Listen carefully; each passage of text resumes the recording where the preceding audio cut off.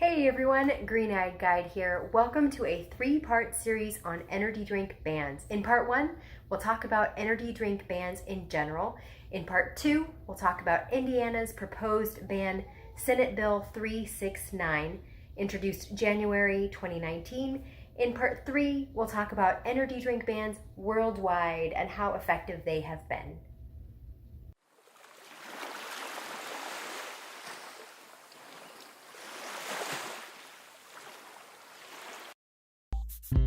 It can be scary when your baby gets a hold of something they're not supposed to have, something that can hurt them.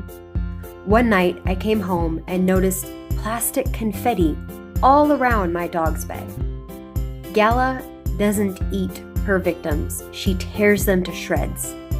That night, Gala got a hold of my Cubs baseball hat. I was rooting for the Cubs that year, even though my husband is from Wisconsin, which means what I did was worse.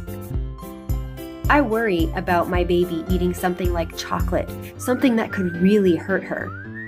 This kind of worry is why people are trying to ban energy drinks. People who support energy drink bans want to keep their kids safe. This wouldn't be the first time we've banned kids from buying things that could hurt them. In some states, people under 18 are not allowed to ban cough syrup, spray paint, or Sharpies.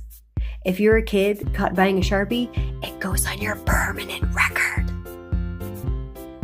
But a ban on energy drinks, how would that work? For starters, we need to know how much caffeine kids can have. Is it 0? Nope. 0 to 100 milligrams of caffeine. According to the American Academy of Pediatrics, kids can have 0 to 100 milligrams caffeine per day.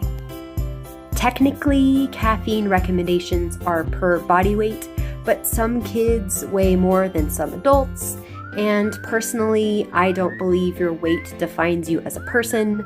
So let's just say if you're under 18, you get 0 to 100 milligrams of caffeine from all sources. So we're not just talking about Red Bulls and Rockstars. It's also caramel macchiatos and Mountain Dews. Oh sure, you want to ban Red Bull, but don't you dare come after my pumpkin spice latte. A standard can of Red Bull has 80 milligrams of caffeine. A grande pumpkin spice latte has almost twice the caffeine, 150 milligrams.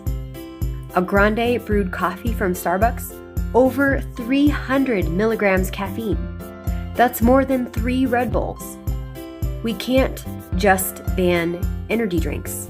Caffeine is the key ingredient doing all the work. The other so-called energy drink ingredients don't come close to affecting your body the way caffeine does.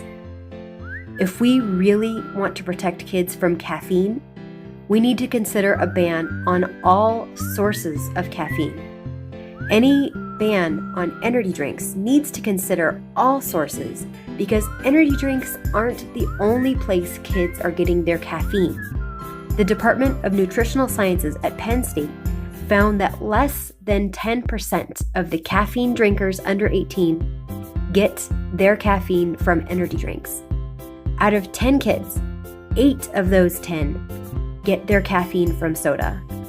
3 of those 10 get their caffeine from coffee. 5 of those 10 get their caffeine from tea. And 1 out of 10 get their caffeine from energy drinks. I know this adds up to more than 10 kids, but actually these 10 kids are allowed to drink more than one thing. If we really want to protect kids from caffeine, we can't just focus on the 10%. We can help all of them.